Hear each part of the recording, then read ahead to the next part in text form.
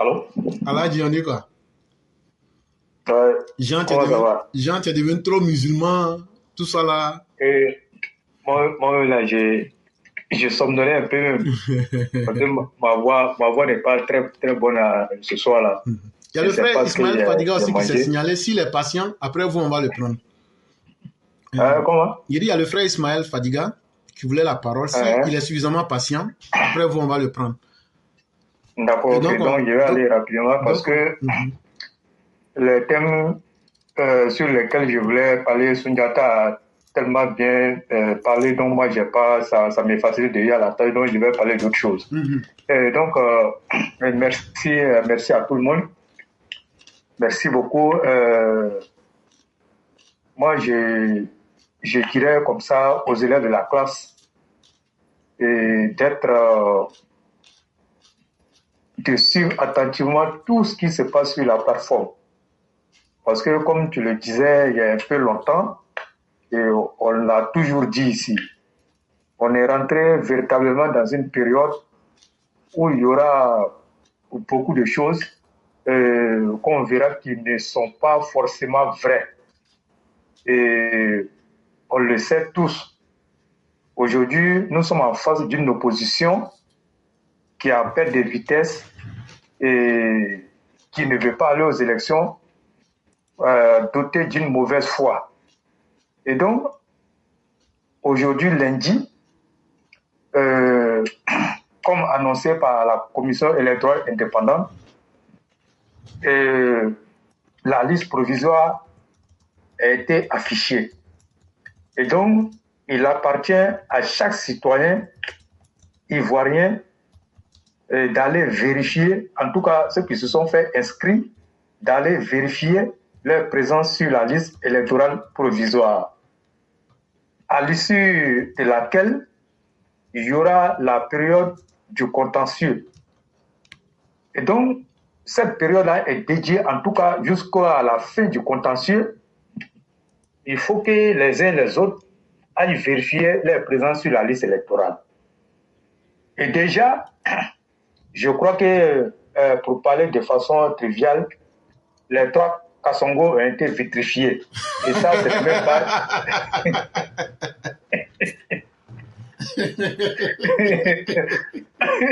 Donc, il reste ouais, il reste un Kassongo. Donc, les trois Kassongo ont été vitrifiés. Et chose même qui n'est même pas, comme on appelle, une surprise pour les sachants. Et donc, on ne peut pas laisser des citoyens qui ont été condamnés et qui ont perdu leurs droits civils sur la liste électorale. Ce n'est pas possible. Et donc, partant de l'affichage de la liste électorale, je ne sais pas si les gens ont fait la remarque comme moi. Vous avez vu, la toile est devenue très calme. Oui, moi, c'est ce que j'ai remarqué. C'est devenu froid. Froid. C'est devenu froid. Et donc, les gens, aujourd'hui, qui pensaient que, parce que quand vous regardez un peu tout ce qu'ils ont eu à faire comme bavardage, en fait, vous voyez la politique là. La politique est faite par palier. Il y a le premier niveau, le deuxième niveau, le troisième niveau, ainsi de suite. Et donc, ceux qui sont en bas là, c'est-à-dire que sur la première marche, il y a des informations auxquelles ils n'ont pas droit. Et il y a des informations qui sont cachées, que ceux mêmes qui les détiennent là ne vont jamais leur dire ce qui se passe. De peur de perdre les militants ou encore de se voir à dos ces militants. Donc, la question de Laurent Gbagbo, je vais prendre principalement la question de Laurent Gbagbo, puisque ce sont ces corps-là qui, depuis un certain temps, s'agitaient. Donc, au départ, quand ils ont créé le PPACI, on a vu, quand vous partez, vous voyez que ce n'est pas Laurent Gbagbo qui était le président. parce qu'ils étaient conscients que Laurent Gbagbo avait une peine d'emprisonnement de 10 ans et qu'il avait perdu ses droits civils. Il ne peut même pas être président d'une association en Côte d'Ivoire. Mais vous savez, nous, on n'est pas juges. Nous, là, nous ne sommes pas des hommes de droit. Et donc, après, on a vu que c'est Laurent Gbagbo qui était le président du PPACI. Mais quand vous regardez dans les textes, ce n'est pas lui qui est le président du PPACI. Et donc, et puis les choses sont parties. À partir de ce moment, ils ont commencé à préparer, comment on appelle, ce qu'on appelle les élections présidentielles. Mais tout en sachant que Laurent Gbagbo ne figure pas sur la liste électorale. Mais pour eux, parce qu'ils ont cette ancienne politique-là d'intimider, de chercher à menacer. Et quand vous regardez tout ce que le PPACI FPI a pu obtenir dans ce pays-là, c'est dans les menaces, c'est dans le désordre, c'est dans la violence. Donc, c'est comme ça ils ont forgé leur politique. Ils pensaient que en mettant cette pression-là sur l'État de Côte d'Ivoire, la justice, bon, je ne parle même pas de la justice, parce que d'après eux, ce n'est pas la justice qui a enlevé le nom de Laurent Gbagbo sur la liste électorale. Il n'y a que le président Alassane Ouattara qui a retiré le nom de Laurent Gbagbo sur la liste électorale. Ça, c'est là les tiennes. Ça, c'est leur appréciation. Mais nous tous, on sait que nous sommes dans un pays de droit. Nous sommes dans un pays où la justice fonctionne très bien. Mais les gens qui sont remplis de mauvaise foi ne connaîtront jamais, comme on appelle, des décisions de justice. Pour eux, toutes les décisions de justice sont assujetties à, comme on appelle, à un homme, qui est le président de la République. Donc, ils ont commencé à faire des meetings. Mais dans leurs meetings, moi, je n'ai jamais connu un meeting de Laurent Gbagbo qui s'est tenu. Et puis, les gens ont eu un ton clément. Toujours dans les menaces, toujours dans les injures, toujours dans les propos de coup d'État. Et donc, c'est ce à quoi nous avons assisté jusqu'à la publication provisoire, comme on appelle, de la liste électorale. Et comme ils se sont rendus compte que ce n'est pas la violence qui va réinscrire le nom de Laurent Gbagbo sur la liste électorale, ils sont restés longtemps dans le silence quand la liste est sortie. Et donc après, ils ont fait un communiqué où ils ont dit que demain, ils feront une conférence de presse pour se prononcer sur la... Ils avaient dit même ça aujourd'hui. Ils avaient dit que c'était aujourd'hui même. Oui, c'est demain ils vont faire. C'est demain que le 18 vont éclairer. Ils avaient dit aujourd'hui même. On les attendait, mais ils n'ont pas fait. Donc demain, on est là encore, on va les attendre. Non, ils ne vont pas faire. Les pédales sont mélangés. Ils ne vont pas faire. Ils n'ont qu'à faire. Et donc, c'est demain qu'ils vont les faire. Et donc, moi, j'ai dit aux gens, tu sais, l'histoire de la Côte d'Ivoire, là, nous tous, on la connaît. Plus ou moins, on la connaît. C'est vrai, nous sommes jeunes, mais on n'est pas aussi jeunes que ça. Il y a beaucoup de choses qui se sont passées, surtout ce qui concerne le processus électoral. Et aujourd'hui, quand moi je vois certaines personnes, le PDCI de Dakar et le PPACI de Mama, qui se prononcent sur ces questions-là, mais je me dis que c'est l'hôpital, comment on appelle, c'est l'hôpital qui se fout de la charité. Parce que vous ne pouvez pas être à la base de tous les problèmes qu'on a connus dans ce pays-là et venir essayer d'attaquer quelque chose que vous avez, vous-même, vous avez créé. Donc, partant de ce fait, moi, j'ai dit que, pour moi, c'est vraiment une totale insatisfaction. Le fait que le nom de Guillaume Soro, Blé Goudé, Laurent Gbagbo ne soit pas sur la liste électorale, moi, je dis que le droit a été dit. Le droit a été dit. Et quand vous remarquez, la liste électorale, là, on ne peut pas s'inscrire deux fois on ne s'inscrit qu'une seule fois. Mais quand lui, il a été retiré de la liste électorale, sur décision de la justice, mais quand il est rentré, il est allé encore dans son centre d'enrôlement pour se faire enrôler à nouveau. Et donc, ça ne peut pas passer parce que tu as été retiré de la liste électorale au regard même de tous les, comment on appelle, les décisions de justice que toi tu traites. Et donc, Guillaume Soro, son GPS qui a été dissous par la justice ivoirienne, mais lui continuait à tenir tête à la justice ivoirienne. Voilà pourquoi on vous a dit que la force reste à la loi. Il faut que les gens comprennent une fois pour de bon. Nous, les hommes, en tout cas, nous qui ne connaissons pas, ou bien qui ne sont pas peut-être dans les sièges de la justice, il y a des choses que nous disons. Mais la justice, là, a son mode de fonctionnement. Et la justice ne se précipite pas pour tomber sur les faits. Et donc, je crois que c'est ce qui a été fait. Donc, le cas de Blé Goudé, vous avez vu, quand on a dit que l'homme là, il ne va pas changer, au départ, quand il est venu, il s'est fait tout. Mais quand il a remarqué que lui, là, de toute façon, les choses s'en vont, et lui-même, là, c'est même pas sûr que lui puisse obtenir gain de cause. Il a commencé à menacer. Et il a dit que 2025 ne se fera pas sans lui. Et moi, je crois que s'ils n'ont qu'à commencer à préparer d'autres candidats qui sont éligibles, je vais parler du PPACI et puis et du COGEP. Parce que le GPS n'existe plus comme parti politique. Donc, ces gars-là, ils n'ont qu'à préparer d'autres candidats.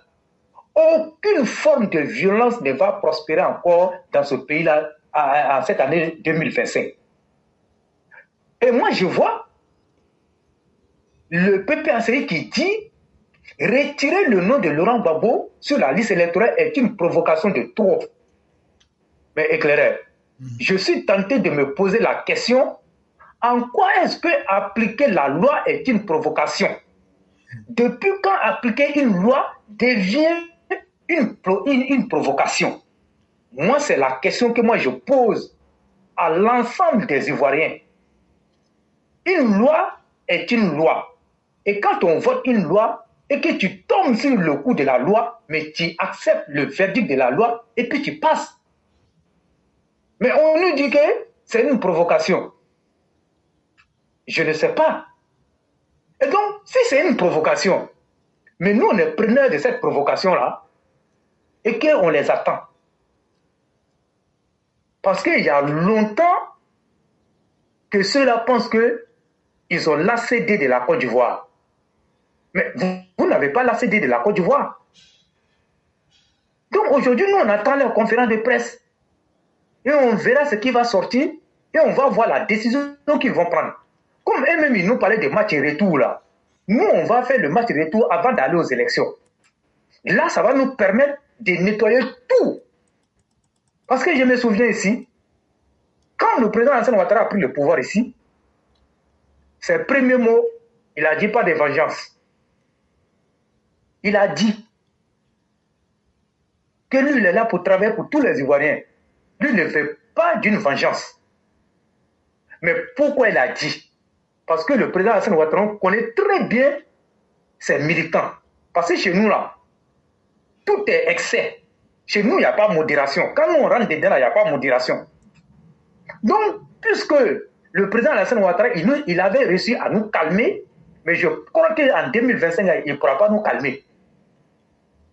Je dis bien si d'aventure, ils pensent que c'est eux qui sont, comme on appelle la Côte d'Ivoire, doit fonctionner selon ce qu'ils désirent. Nous, on va leur dire non. La Côte d'Ivoire, là, ce n'est pas le PPACI. La Côte d'Ivoire, ce n'est pas le COGEP. La Côte d'Ivoire, là, appartient à tous les Ivoiriens et les Ivoiriennes. Donc, pour le moment, nous on ne parle pas. Et on attend les trois Kassongo. Ils n'ont qu'à aller se voir là-bas et puis venir nous dire ce qu'ils ont envie de faire. Et moi, je vois que le PPACI qui dit par la voix de son secrétaire général le vieux Gervais Tchédé, qui aussi, moins comme les gens du PDCI. Ils disent qu'ils sont en train de tisser une nouvelle coalition. D'accord. Il n'y a pas de problème. Nous, on est preneurs de tout. On attend. Donc, le débat, il est clos à ce niveau. Le reste, là, nous, on a toujours dit à nos militants d'être suffisamment prêts, de se tenir prêts et d'attendre à n'importe quelle, comment on appelle, situation. Nous, on va adapter la réponse, en tout cas à la hauteur de la situation. Parce que nous, on en a les capacités et ça, personne ne peut nier ce fait-là. Donc, la toile est devenue très silencieuse. Très calme. Très calme. On n'entend plus de bruit, on n'entend plus quoi que ce soit. Non, si le nom de Laurent Gbagbo n'est pas sur la liste électorale, ça va faire quoi? Ça va faire quoi? Son nom n'est pas sur la liste électorale, qu'est-ce que vous allez faire? Faites maintenant, nous, on va voir. Faites maintenant, nous, on va voir. Et voilà des gens qui n'ont jamais rien apporté de positif à la Côte d'Ivoire. Et ça me permet de faire une transition. Le samedi éclairé, moi, ceux qui connaissent Abobo Sojefia, il y a un terrain là-bas qu'on appelle le terrain de la Sojefia. Le FPI, comme on appelle Abobo, faisait sa sortie. Et moi, j'étais de passage et je suis allé faire un tour. Mais éclairé, moi, je me suis rendu compte que qu'est-ce que la Côte d'Ivoire avait mérité pour avoir de tels dirigeants très irresponsables à la tête.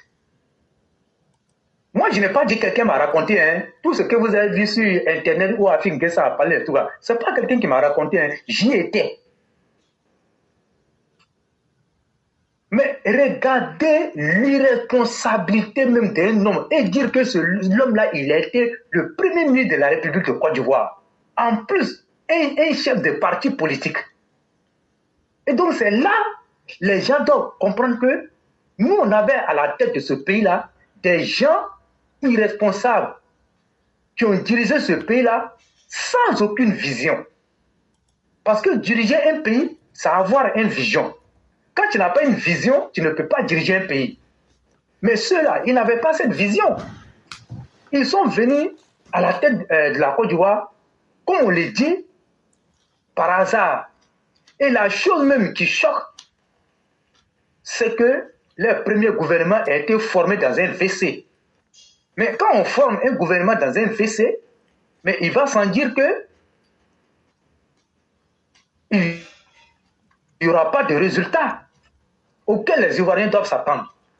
Et donc, Afin Guessan a dit que le fait que l'État de Côte d'Ivoire ait cassé les quartiers précaires, en tout cas, ou encore où ils ont construit les ponts, les routes, c'est-à-dire que les ponts qu'ils ont cassés là, et on a fait passer les ponts et les routes là, et on a mis comment on appelle, les populations dehors là, et qu'en 2025, octobre 2025, le RDP n'a qu'à aller appeler les ponts et les routes pour venir voter pour Alassane Ouattara. On a compris. Est-ce que vous mesurez même l'ampleur même des dégâts de ce que ceux-là ont causé en Côte d'Ivoire? C'est-à-dire qu'ils étaient juste là, ils n'avaient pas de projet, donc nous on était là pour remplir nos poches. Mais avant Afin Guessan, il y a Don Melo qui était le directeur général du Bénin. Il a dit les mêmes choses. Mais un directeur général du Bénin qui vient s'asseoir et puis dit les mêmes choses. Mais quand vous regardez ça, mais je crois que Dieu nous a sauvés. Pourquoi je dis Dieu nous a sauvés? Si on n'avait pas eu le président Alassane Ouattara et qu'on a pu faire des élections pour pouvoir dégager ceux-là, la Côte d'Ivoire n'allait plus exister. Moi, je vous le dis honnêtement. de leur règne depuis 2000 jusqu'en 2011, qu'est-ce qu'ils ont pu faire comme investissement pour que ceux qui vont venir après puissent prendre le relais? Ça n'a jamais existé. Mais ils étaient tous milliardaires. Ils ont même endetté le pays. Eux qui parlent de dette, ils ont endetté le pays. Et l'argent même qui a été donné pour faire, comment on appelle, pour développer certains secteurs, ils ont pris tout ça là et ils ont mis dans leurs poches. Donc, les propos de Pascal Affi-N'Guessan viennent en tout cas dire aux Ivoiriens qu'ils étaient juste là au pouvoir, en tout cas pour bouffer l'argent. Moi, c'est comme ça, il faut comprendre. Mais quand aujourd'hui, vous les voyez en train de dire ce genre de choses-là, mais ne pensez pas qu'ils ne savent pas que le président Alassane Ouattara a travaillé. Ils le savent très bien. Mais pour eux là, nous on le dit ici tous les jours, hein, mais ce n'est pas une question de choses, mais c'est une réalité. Pourquoi aujourd'hui c'est un nordiste qui est au pouvoir? Pourquoi aujourd'hui c'est un Alassane Ouattara qui est au pouvoir? Nous là, nous on va boycotter tout ce qu'il a fait là. Nous on s'en fout de ça. Alassane Ouattara quitte le pouvoir, nous on va s'asseoir. C'est comme ça qu'il faut analyser la situation. Ils sont haineux jusqu'en... Je ne sais même pas. C'est-à-dire c'est des haineux à souhait. Ils sont haineux. Il y a même... Je ne sais même pas comment on va les qualifier. Des irresponsables. Une bande d'irresponsables. Regardez comment ils ont mis le pays en retard. Et c'est là encore. On va féliciter le gouvernement du président Alassane Ouattara. Et nous, on le disait tous les fois. Et moi, je l'ai toujours dit. Depuis la mort de Félix Houphouët-Boigny, la Côte d'Ivoire s'est arrêtée net. Il n'y a plus eu quelque chose qui a bougé de façon positive dans ce pays-là. Puisque ceux qui étaient là avant, tous les problèmes de société, de gouvernement étaient basés sur la haine, l'exclusion, la xénophobie, diviser pour régner. Mais quand tu as pour politique la division, mais tu ne peux rien apporter de concret à la nation. Et donc, c'est ce qui s'est passé. Donc, aujourd'hui, et quand moi je les vois, les mêmes qui ont maintenu la jeunesse dans les rues, dans les agoras, sont en train de parler de la question de l'employabilité aujourd'hui sur le pouvoir du président Alassane Ouattara. Et moi, je l'ai toujours dit. Ce qui est bon sera toujours critiqué. Parce que si quelque chose n'est pas fait, on ne trouvera pas de la critique. Mais c'est parce que quelque chose est fait que les gens se sentent obligés de venir critiquer. Mais ça, c'est déjà, comme on appelle, une victoire. À leur époque, mais on ne pouvait pas critiquer parce qu'il n'y avait même pas quelque chose qui était fait pour la jeunesse. Mais qu'est-ce que toi, tu as venu critiquer? J'avais quoi à critiquer? Et donc, aujourd'hui, quand vous regardez, tous les problèmes aujourd'hui qui sont en train de soulever, mais datent depuis les autres pouvoirs. Et la Côte d'Ivoire n'est pas née en 2011. Moi, je l'avais déjà dit, et hier, le ministre Touré Momodou est revenu là-dessus. Quand les gens ont voulu faire croire aux jeunes que la foire qu'ils ont organisée, c'est comme on appelle, c'est parce qu'on est dans une période électorale que les gens ont organisé. Mais pourquoi politiser tout dans ce pays? Et comme on appelle, au cours de cette foire-là, j'ai un jeune qui a un BT en électro, comme on appelle technique, qui m'a demandé des renseignements et je lui ai dit de partir à la foire et que par la grâce de Dieu, il va trouver ce qu'il recherche. Il y a tellement d'entreprises qui sont là-bas qu'ils partent. Éclaireur, vous savez ce qu'il me dit? Il dit que les gens ont dit non, que ces retours-là, c'est pas ça. Je lui ai dit qui a dit ça? Et c'est un de nos petits. Donc il est rentré dans les choses, je lui ai dit, tu vois, moi je suis mieux placé pour te donner des conseils. Je suis mieux placé pour te dire ce que tu es en train de dire, les gens sont en train de te jeter. Et je lui ai dit, tu as déjà fréquenté l'agence emploi jeune? Il m'a dit non. Et donc je lui ai dit, comme tu ne l'as jamais fait, et que c'est les autres qui te disent là, il ne faut pas les écouter. Parce qu'en Côte d'Ivoire ici, tout est politisé. Et les présidents comment on appelle, des partis politiques, là, ils n'ont pas intérêt à ce que la jeunesse trouve du travail sous ce pouvoir-là. Parce que si la jeunesse trouve du travail, il n'y aura plus de jeunes à manipuler. Et donc, ceux qui te disent ça là, ils ne sont jamais allés là-bas. Donc, il ne faut pas les écouter. Tu vas tirer tes CV, tout le nécessaire, et puis tu vas au palais de la culture. Mais éclairé, Dieu merci, il est parti. Il a eu gain de cause. Mais quand il est revenu, il a dit, lui ne sait pas comment me remercier. Et lui, il a appris tellement dans cette affaire-là, que lui s'est dit que par moment, on a des préjugés, mais pour pouvoir finir avec ces préjugés, il faut se rendre même où tu dois avoir l'information. Et donc, quand vous voyez ça, aussi, il y a beaucoup de jeunes qui sont victimes de ce que je suis en train de dire, Claire. Il y a beaucoup de jeunes qui sont victimes. Mais qu'est-ce qui a provoqué ça? C'est le fait de politiser, même donner du travail aux jeunes, ils ont politisé. Alors qu'eux-mêmes, là, ils ont échoué à donner du travail aux jeunes. Ils ont échoué à donner du travail aux jeunes. Mais aujourd'hui, avec la nouvelle politique de l'emploi que le président Alassane Ouattara a mis en place, mais on voit bien aujourd'hui les jeunes qui sont de plus en plus, comment on appelle, désintéressés à leur connerie. Tout ça ne les arrange pas. C'est sur qui ils comptaient pour dire que s'il n'y a pas le nom de Laurent Gbagbo sur la liste électorale, on va voir ce qui va passer. Mais c'était, bien évidemment, sur ces jeunes désœuvrés-là, ces jeunes-là qui pensent que Laurent Gbagbo est le centre de la Côte d'Ivoire. Mais aujourd'hui, demandez à un jeune qui a un emploi, et il faut lui dire, comme le nom de Laurent Gbagbo n'est pas sur la liste électorale, il faut laisser ton emploi et puis tu vas le suivre.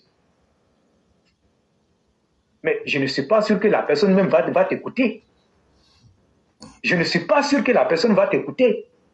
Donc ça veut dire quoi? Notre gouvernement a tellement bien travaillé que les autres, là, ils sont obligés de critiquer. Mais nous, là, ça nous plaît. Parce que nous, là, on n'avait même pas l'occasion même de critiquer pour eux, parce qu'il n'y avait rien. Il n'y avait rien. Et donc, vraiment, cette fois-là, elle était une réussite. Et je dis, c'est comment on appelle, chaque trimestre, c'est-à-dire chaque 3 mois, ils vont organiser cette fois-là. Et ça, il y aura même des foires, comment on appelle, décentralisées. Ils vont délocaliser par moment ces fois-là. Et même éclairé, même si on nous dit, c'est parce que nous sommes en année électorale, nous, on va leur dire oui. Mais que ça soit en année électorale, que ça ne soit pas en année électorale, mais du temps de leur pouvoir, ils n'ont jamais fait. Ils n'ont jamais pensé à la jeunesse. Parce que la jeunesse était constituée comme pouet des chairs à canon. Et donc, c'est comme ça. Donc, moi, je crois que cette année-là, moi, je le dis, il n'y a pas un président qui a donné plus d'emplois à la jeunesse ici en Côte d'Ivoire que le président Alassane Ouattara. Il n'y en a pas. Je dis bien, il n'y en a pas. Donc, quand vous regardez ce qui se passe au niveau du ministère de la jeunesse, mais il y a un bon travail qui est en train de faire. Nous-mêmes, sur cette plateforme-là, qu'est-ce que nous, on n'a pas dit du ministère, comment on appelle, de la jeunesse? Qu'est-ce que nous, on n'a pas dit? Mais après nos critiques, on a vu les choses ont commencé à changer. Aujourd'hui, même là, il y a des jeunes même qui ne sont même pas RADP. Mais aujourd'hui, il faut lui dire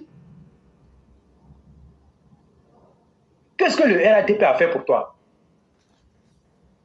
Mais sachant très bien qu'au temps de Laurent Gbagbo ou encore les autres pouvoirs, il n'a pas eu d'emploi, mais il te dira que je ne suis pas RADP, mais sous le pouvoir là, voilà ce que moi j'ai eu. Et c'est ça qu'on appelle diriger un pays. Donner de l'emploi, ce n'est pas une question de parti politique. Un jeune là, on est tous ivoiriens, mais quand il y a des opportunités, et que ces opportunités-là sont ouvertes à tout le monde, mais ne venez pas leur dire non, ne partez pas là-bas parce que. Mais un jeune même qui va écouter, et Afin Guessan, ou bien encore un Blé-Goûté, mais je crois que ce jeune-là même a un problème mental. Des gens qui ont l'argent, c'est eux qui vont venir te dire non, il ne faut pas aller chercher ton emploi. Parce que si tu vas chercher ton emploi, lui ne va plus pouvoir t'utiliser comme la chair à canon. Lui, il ne veut pas que tu gagnes emploi, mais chaque fois, quand il a besoin de toi, lui, il t'appelle, il te donne 1000 francs et puis il te met dans la rue. Pendant que lui-même, ses petits frères, ses grands frères, toute sa famille est à l'aise. Leurs enfants fréquentent dans les meilleures universités. Mais toi, là, on te dit, non, que toi, tu ne mérites pas ça. Ce que toi, tu mérites là, c'est d'aller barrer les routes, c'est d'aller brûler les pneus, et c'est d'aller, comme on appelle, rester dans les agoras. C'est tout ce que toi, tu mérites. Mais le président Alassane Ouattara a dit non, toi, tu ne mérites pas ça. Tu as de l'avenir. Et tu es la relève du pays. Je te donne les opportunités pour que demain, tu puisses te prendre en charge et aider aussi d'autres personnes. Aujourd'hui, il y a des gens qui ne veulent pas que les jeunes aient de l'emploi, mais ils ont bénéficié d'un dispositif au temps de Félix Houphouët-Boigny, qui leur a permis aujourd'hui d'être ce qu'ils sont. Mais pourquoi vous ne voulez pas que les jeunes bénéficient aussi de ça? Pourquoi vous le faites? Mais si vous ne voulez pas que les jeunes bénéficient de ça, mais appelez vos enfants, sortez vos enfants dans les universités qu'ils fréquentent là et mettez-les dans les rues. Donc, éclairez, moi, je te dis honnêtement, cette fois-là a permis aux jeunes de comprendre beaucoup de choses. Hein. Regardez le palais de la culture.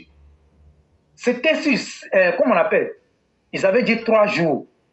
Mais ils ont fait jusqu'à une semaine. Mais l'instant ne décembrisait pas. Les jeunes partaient là-bas jusqu'à le nombre d'entreprises. Aujourd'hui, il y a beaucoup de jeunes qui ont eu des opportunités. Mais on peut faire de la politique. Mais la question de l'emploi, de grâce, enlevons la politique dans la question de l'emploi. Parce qu'une nation, là, quand les jeunes comme on appelle, ont du travail, plus ils ont du travail, plus la paix est garantie. Mais un jeune qui n'a pas de travail, mais c'est un danger. Il devient un danger pour la nation. Il suffit seulement que quelqu'un vienne lui proposer 200 000 francs et lui donner une calache. Il devient un terroriste. Il devient un djihadiste. Mais le président Alassane Ouattara, il a tellement bien compris. Et voilà pourquoi aujourd'hui, quand on vous parle de la lutte, comme on appelle, contre le terrorisme, mais vous pensez que ce sont les calaches. Ce ne sont pas les calaches seulement qui rentrent en ligne de compte. C'est d'éviter que les calaches soient utilisés par des jeunes. Mais comment éviter ça? Il faut leur donner de l'emploi. C'est ce que le président Alassane Ouattara a toujours fait depuis qu'il est arrivé à la tête de ce pays-là. Et donc, moi, je profite pour féliciter le ministre Touré Mamadou.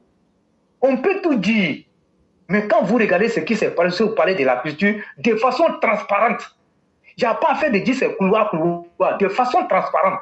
Tout le monde est parti, et quand vous entendez un peu les différents témoignages, vous dites que quelque chose est fait. On n'a pas dit que tout est rose. Nous, on n'a jamais dit que tout est rose. Mais nous, on dit quelque chose est fait par rapport aux autres pouvoirs. Quand tu veux mesurer, comment on appelle, le travail d'un pouvoir, tu le mesures avec ceux qui étaient là avant toi. Qu'est-ce que ceux-là ont fait? En termes d'employabilité de la jeunesse, qu'est-ce qu'ils ont fait? Mais quand tu regardes tout ça là, tu peux essayer de voir le travail, l'impact même du travail du pouvoir sur la jeunesse. Et donc c'est ça. Donc bravo et félicitations au ministre Touré Mamadou. Quand il est arrivé sur NCI, vous avez vu la fougue avec laquelle les gens voulaient le prendre. Mais il était totalement transparent. Et il y a une fille même qui a dit oui, qui a dit des insanités. Elle est partie, voilà, on lui a... Mais toi, tu n'es pas allé là-bas. Mais toi, tu es en stage. Il y a des stages même là, quand vous partez dans certaines entreprises, mais le stage même n'est pas payant. Mais l'État de Côte d'Ivoire vous donne cette opportunité-là. Et toi, tu vas te plaindre comme si tu étais allé faire un entretien d'embauche. Donc moi, je crois que, et quand vous regardez les dires de cette fille-là, mais vous allez comprendre qu'elle a été manipulée. Et c'est ça aussi qui est le mal de tout ça. Merci à tous les jeunes qui ont compris que la politique-là ne va pas changer leur vie. Mais quand il y a des opportunités et que l'État vous donne ces opportunités-là, allez-y les saisir. Ne les écoutez même pas. Tu vas les écouter là, à la fin, là, quand tu rentres à la maison, mais c'est toi, tu es seul là-bas, tu n'as rien à manger, mais eux, ils vont finir de manger là. C'est que toi-même, tu cherches même à manger, c'est ça, ils vont prendre pour donner à leurs chiens. Les chiens là mangent salade, ils mangent tout. Mais ils vont te dire non, il ne faut pas aller chercher emploi. Donc, si toi tu les écoutes, c'est toi qui vas toujours rester dans cette galère-là. Donc, je crois que les gens ont compris. Et l'État de Côte d'Ivoire a décidé, en tout cas, de poursuivre, comme on appelle, cette manière de vraiment, parce que ça a bien fonctionné. Et c'est une première en Côte d'Ivoire. Hein. Ça n'a jamais existé. C'est une première. Mais les gens, tellement qu'il y a eu l'engouement, les politiques, là, ils ont eu peur. Ils ont pensé à l'air, comme on appelle, à octobre 2025. Mais ce qui se passe au palais de la culture, là, c'est que ça, là, nous, on est morts. Mais il y a longtemps, vous êtes morts. Il y a longtemps, vous êtes morts. Donc, vraiment, éclairé, moi, je dis, je suis satisfait de cette manière. Et quand vous voyez le premier ministre qui est parti encourager les jeunes. Mais j'avais tous les jeunes de Côte d'Ivoire, PPACI, RHDP, FPI, tout. Il y avait tous ces jeunes-là qui étaient là.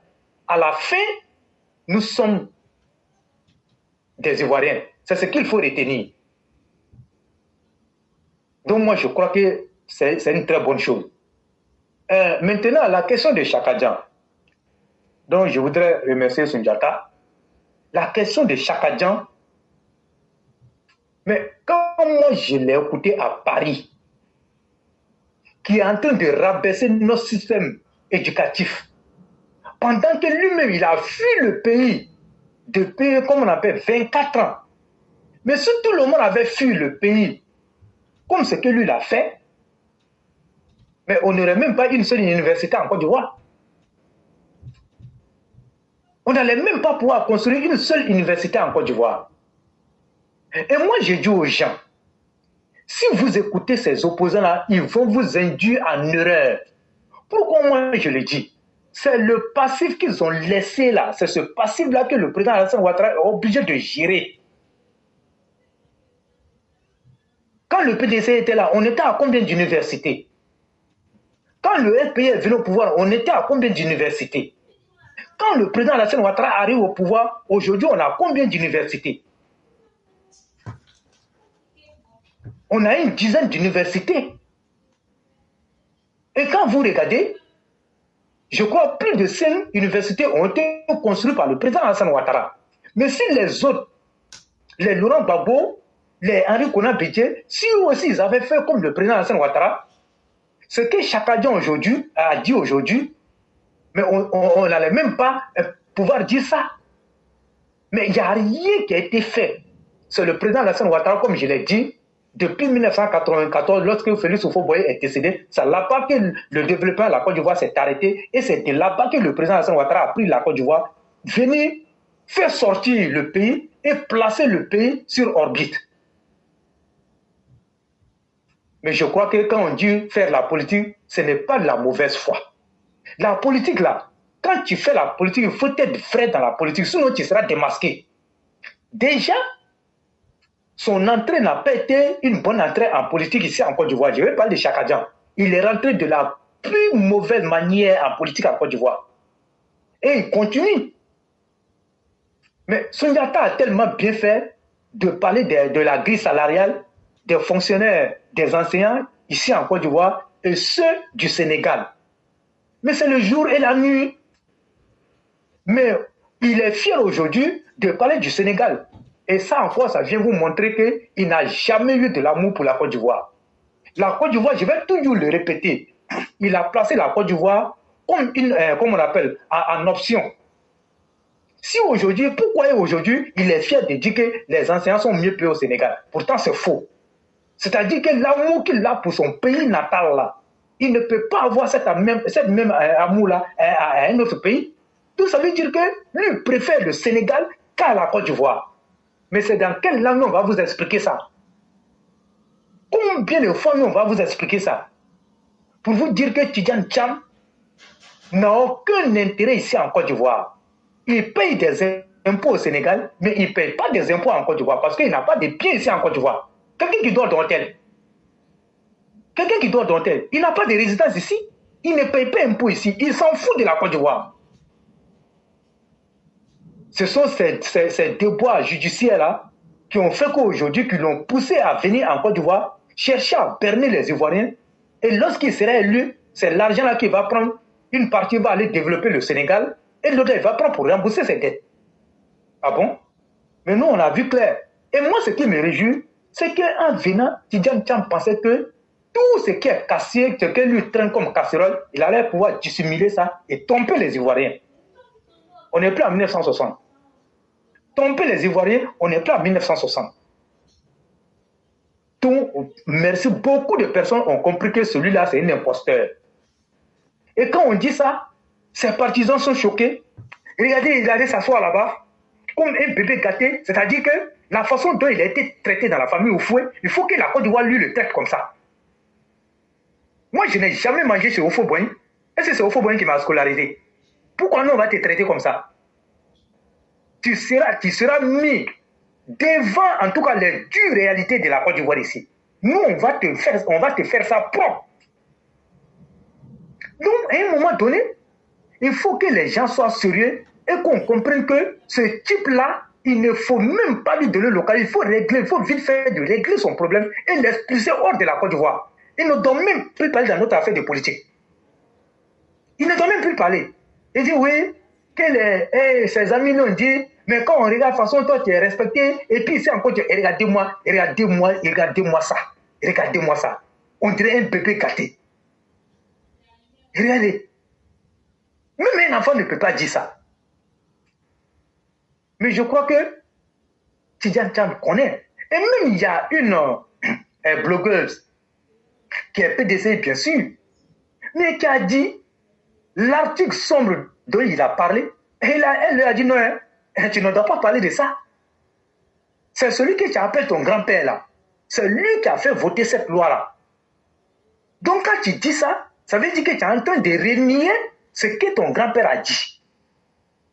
Donc ça veut dire que ce n'est pas le RDP qui a parlé. Hein. Donc c'est entre eux là-bas. Et ils disent que nous on a parlé de nationalité et autres là comme on a des Thiam. La question de la nationalité des Thiam là, c'est pas nous on a soulevé. Hein. C'est pas nous on a soulevé. C'est eux-mêmes qui ont soulevé ça au PDC et ils ont mis ça sur la place publique. Mais clair, quand quelque chose est dans ta maison, personne ne va venir parler de ça. Hein. Mais c'est quand tu sors et ça, tu as mis ça sur la place publique, tu appelles tout le monde. Donc c'est eux qui ont mis ça sur la place publique et puis nous on a commencé à parler de ça. La preuve même, est-ce qu'il y a un militant du RDP qui a attaqué Tidjane Thiam en justice? Mais c'est le PDC qui l'attaque en justice. Donc nous on est très bien placés pour parler de ça. Parce qu'ils ont sorti ça de la maison et puis ils ont mis ça sur la place publique. Donc quand quelque chose arrive au marché là, ça veut dire que tu es allé chercher, comme on appelle des clients. Comme nous on est clients, nous on va prendre ça. Oui. Et aujourd'hui, tu les vois, quand tu parles non, on va pas. Ah bon? Donc c'est le président Alassane Ouattara qui méritait ça. Moi, en tant que militant du RDP, c'est-à-dire que RD est dans l'âme là, c'est moi je vais accepter qu'on insulte le président Alassane Ouattara, qu'on le traite d'étranger et que Tidjane Thiam là ne doit pas être traité d'étranger. Tidjane Thiam, il est étranger, gros grain sénégalais de père et de mère. Le thème même nous le signifie ça. Donc on va parler de ça. Donc moi, je dis en tout cas, les choses sont sur la bonne voie. La liste électorale qui est sortie, son nom y figure. Mais nous, on va aller poser plainte. Nous, on va poser plainte pour dire qu'il ne mérite pas d'être sur la liste électorale. Il faut le retirer immédiatement. Il faut le retirer immédiatement. Et lui, il le sait. L'article 45, 48 dont il a parlé, il pensait que ça va passer comme ça crème. Non, hein? Ce n'est pas une sombre loi. Et cette loi-là, tu vas goûter aux fruits de cette loi. Si c'est une sombre loi-là, toi, tu vas connaître ça. Donc, moi, je vais m'arrêter là. Et comme il y a une personne qui est positionnée, et moi, je dis aux gens, restons sereins, les choses sont sur la bonne voie. Le RDP n'est pas pressé. Et le RDP est tellement bien structuré. Aujourd'hui, quand vous regardez les choses, vous vous dites que vraiment, il y a un travail qui est en train d'être fait. Aujourd'hui, tout le monde a un ordre de bataille. Et donc, on a vitrifié 3 Kassongo. Il reste le 4e Kassongo. Merci le roi du printemps. Ouais. Merci infiniment. On a vitrifié 3 Kassongo et puis maintenant le 4e là, on va voir son cas. Effectivement. Donc, comme Laurent, ils disent que quand le site va devenir le 9, je crois que les oscillations sont lancées et à nous aller et puis on est dedans. Tout ce qui va venir là, nous sommes des guerriers. Nous on n'a pas peur. Nous on n'a pas peur. On a bravé tout ça et puis on l'a chicoté, on l'a tiré comme un rat. On l'a sorti et puis on dit, faut aller t'asseoir comme on appelle aux Pays-Bas là-bas. Donc quand on a eu besoin de lui, on dit, viens, il faut rentrer au pays. Et on a fait ça. Donc nous là, nous on a assis et puis on est là. Éclairé, merci. Merci beaucoup le roi du printemps. Merci pour tout ce que vous avez dit. Merci surtout d'avoir éclairé la lanterne des uns des autres, surtout pour nous qui ne sommes pas au pays. Merci infiniment d'avoir été patient. On va te souhaiter une excellente nuit. Vraiment, merci infiniment pour tout le travail. Et... Ah, hier, il a mangé, hein? Ah bon? Hier, rupture collective, moi, je ne pouvais plus parler. On dit avant tout problème, il faut manger d'abord. Non, quel que soit ton problème, il faut manger d'abord. Nous, on n'a pas l'argent pour payer terrain. Mais nous, on a l'argent. Il faut manger d'abord. Nous, on a l'argent pour manger. Oui, ça. Okay. Et Claire, bon, excusez-moi, un petit truc un peu. Par rapport au foncier, au conflit foncier, là, toi, tu connais moi ma position sur cette question. Moi, j'ai toujours dit il faut qu'on aille un peu doucement. Et donc, les chefs ont été reçus par le ministre. Mais allez-y écouter ce que les chefs disent. Ils sont en train de demander pardon au ministre concernant la question comment on appelle, de l'ADI. Donc, ça veut dire quoi? L'ADI là ne permet pas à ces chefs malhonnêtes là de vendre intérêt à plusieurs personnes. Mais comme ils sont dans la malhonnêteté, ils sont en train de demander pardon que l'ADI est vraiment éclairé. C'est pas facile, hein. On ne va pas s'en sortir dans ce pays-là. Donc, c'est tout le problème de ce qu'on connaît déjà. Mais ce sont ces chefs-là. C'est eux qui sont à la base de ça. Donc, je crois que le ministère, ils sont là-bas et ça ne va pas passer. Parce que là, va s'appliquer. Et donc, ce qui concerne ce que Sundiata a dit concernant les Baka et autres là, c'est un conflit d'intérêts. Farid Kousmaoro dit qu'il y a plus de 15 000 Baka qui rentrent à Djamé par jour qui causent d'énormes préjudices, comme on appelle, à la population d'Adjamé. Mais les taxes sont payées au district. Comme les taxes sont payées au district, et lui, il va interdire les Baka vont rester à l'entrée d'Adjamé, et puis là, c'est bon. Voilà le problème. Donc, c'est un conflit d'intérêts, et je crois que le ministre-gouverneur du district et le maire, en tout cas, je ne sais pas par quelle alchimie ils vont le faire, quoi. Mais ils n'ont qu'à nous épargner une crise. Ils n'ont qu'à nous épargner, en tout cas, des électeurs qui vont venir dire non, on ne vote pas pour le... Ils n'ont qu'à nous épargner de ça. Ils n'ont qu'à s'arranger à trouver un terrain d'entente. Parce que quand vous tous, la majorité de ces gars-là, ce sont nos électeurs. Nous, on ne va pas cacher ça. Ce sont nos électeurs. Mais quand vous faites ça, on ne va pas dire que c'est le maire qui a fait, on va dire que c'est le pouvoir du président Alassane Ouattara qui a fait. Si vous avez vos intérêts là-bas, ne venez pas nous mélanger avec vos intérêts. C'est vrai, 15 000 Baka rentrent par jour là-bas. Mais ce n'est pas aujourd'hui que ça a commencé. Mais pourquoi tu attends en 2025 là pour venir nous parler de ça? Ils n'ont qu'à nous arrêter ça. Donc, je vais m'arrêter là. Merci. Merci beaucoup, le roi du printemps. Merci encore pour toutes les clarifications. En tout cas, pour le bien même des Ivoiriens et des populations, il faut que les Baka circulent. Ce n'est pas maintenant qu'on va changer ça. Et en tout cas, moi, à partir de demain, je vais donner la plateforme à tous nos gars qui veulent parler. Ils n'ont qu'à venir dire ce qui ne les arrange pas là. On va prendre ça pour aller chez l'autorité. Cette loi, on va enlever. De toutes les façons là, lui, son patron là, c'est Bakongo. Lui, il ne peut pas commander son patron.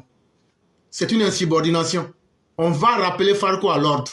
Il ne peut pas venir compliquer la vie des Ivoiriens, mettre le capharnaüm et puis penser qu'il va s'en tirer facilement. Les chauffeurs souffrent, la population souffre, on ne va pas accepter. Mais il faut que la population elle-même sorte pour venir crier leur ras-le-bol. Là, on aura ça comme argument pour aller devant l'autorité pour dire qu'on n'est pas d'accord. Falcou est là pour saboter. C'est un ennemi du RHDP qui est là pour favoriser les ennemis sur nos têtes. On ne va pas accepter ça. Et donc, ça fait trop mal même. Ça fait mal. Merci beaucoup, le roi du printemps. Et... Merci. Donc, j'ai laissé la place à mon petit là, Ismaël Fatiga. Il n'y a pas de... parler. C'est mon petit. Il faut t'apprêter bientôt là. Si ça ne va pas, on va... Pour lui dire, s'il n'est pas content, il n'a qu'à dire. Il n'a qu'à sauter et puis calme. Non, il a entendu. Il a entendu. Il a entendu. Sinon, aussi, il n'est pas sûr. Moi, il a levé son nom sur la liste électorale. C'est moi, il y a le pic. Il a levé son nom sur la liste. Frère, il faut t'apprêter. Au pire des cas, là, vous aurez un tour à faire au ministère de l'Intérieur pour cette question de Bakala. Mais on attend que les gars viennent se plaindre d'abord. Si ça ne va pas, on va aller rencontrer le ministre. Parce que ça, on ne va pas accepter. On ne va jamais accepter. Ils n'ont qu'à laisser les gens rouler leur bagarre. Si c'est un travail qu'ils sont en train de faire là, entre 18h et 4h du matin, on peut faire ce travail-là. Mais comme... Les bacs là, c'est ça nous on utilise dans les périodes électorales. Il ne faut pas dire ça, il faut laisser. Il ne faut pas dire... Toi, tu crois qu'on est là. Il faut laisser ça comme ça, on va régler le problème. Il faut laisser. Okay. Oh. D'accord. Donc, il n'y a pas de problème. Ok, merci beaucoup. Il n'y a pas de problème. Vraiment, merci beaucoup, le roi du printemps. Merci. Et excellente soirée. Le cyclone, tu es là, tu m'entends. Faut t'arranger. Demain, là, nos gars n'ont qu'à venir ici. Ce qui ne les arrange pas, là, c'est en Djoulao, c'est dans n'importe quelle langue de la Côte d'Ivoire. Ils n'ont qu'à venir parler de ça. On dit nos parents, on va les prendre à Djamé et à Yopougon à Bobo. On n'a qu'à venir les déposer à la gare, au pont. Ils vont se faire agresser. C'est ce que Falco a décidé. Dans ça, là, ça va gâter le mangement des chauffeurs de Bara avec les apprentis. Qu'on n'a qu'à accepter ça. Parce que non, lui, qu'il y a 15 000 bras qui viennent stationner dans Djamé là, que lui, il ne gagne pas son bré là-dessus. Voilà le problème là qui est là. Mais si nos gars même ne sortent pas pour venir dire ce qu'ils veulent là, comment nous on peut les défendre? Donc demain là, on les attend ici. Demain là, on les attend ici. Ils n'ont qu'à venir dire en cassa ce qu'ils pensent. Ils n'ont qu'à dire ce qu'ils pensent là sans peur. Et nous on va prendre ça pour aller devant le ministre Vagondo pour dire que entre le gouverneur du district et puis il y a un maire là, Falcou là, un ennemi du RHDP là. S'ils n'arrivent pas à régler leurs problèmes pour laisser les Ivoiriens en paix, c'est le ministre Vagondo qui va décider. Et comptez sur moi. Comptez sur moi. Ça là, les gens vont rouler à Djamé Pignan. Ils vont rouler dans Djamé là comme ils veulent. Et je vais prendre ça comme un problème personnel. Jusqu'à ce que les gens puissent rouler. Pour la sécurité de nos parents. Et puis ces gens-là, combien de fois les chauffeurs de bar nous aident? Et si on n'obtient pas gain de cause, on va mobiliser les gars là pour décourager les votes. Mais laissez les gens faire leur travail. Et donc, Cyclone, tu m'as entendu. Demain là, il faut commencer à mobiliser tous nos gars. Ils n'ont qu'à venir parler ici. Ils n'ont qu'à venir dire ce qu'ils pensent. Si ça les arrange là, ils n'ont qu'à venir. Moi, je vais leur poser des questions ici. Ce qui ne les arrange pas là, c'est eux qui connaissent. Ce qui les arrange, c'est eux qui connaissent. Mais ils n'ont qu'à venir ici, ils vont parler. Et on va prendre ça pour aller expliquer. Parce que moi, je ne peux pas parler à leur place. Je ne maîtrise pas. Cela étant dit, on va passer à notre frère Ismaël. Et ça sera avec lui qu'on va véritablement mettre fin à l'émission. Nous disons merci à tous ceux et toutes celles qui ont participé. Aux plus de 6800 personnes que nous ont suivis, presque 7000 personnes, en cette heure tardive que nous suivent. Je ne connais pas le nombre de personnes qui nous suivent en ce moment sur TikTok. Mais merci à vous. Et continuons la lutte parce que c'est un combat de dignité. C'est un combat qui est fait pour aider la Côte d'Ivoire et tous les citoyens sans distinction. Et merci infiniment à tous ceux et toutes celles qui sont dans ce combat.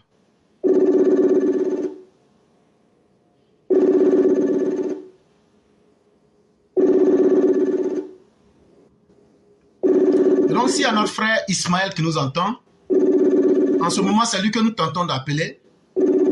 Il faut qu'il décroche pour qu'on puisse aller. L'heure est déjà tardive. On a passé plus de 6 heures, 7 heures. Et donc, si le frère nous entend, qu'il décroche. Sinon, ça sera pour un autre jour. Ok. Malheureusement, nous n'avons pas pu avoir le frère.